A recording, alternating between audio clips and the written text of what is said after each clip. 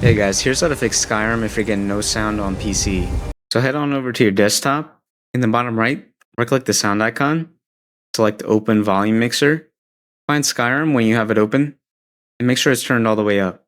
If that didn't work, the next thing I'm going to do is go down to the search menu, click the Start icon, type Control, and select Control Panel. Select Hardware and Sound, select Sound. Under Playback, click on your audio device, select Configure, and make sure you're set to stereo. If that doesn't work, or if it's grayed out, right-click Skyrim on Steam, go to Properties, Installed Files, and select Verify Integrity of Game Files. Let it finish, it'll check for any corrupted files, and then try again. The last fix is to reinstall the audio driver. So right-click your Start menu, select Device Manager, click the arrow next to Sound, Video, and Game Controllers after you scroll down.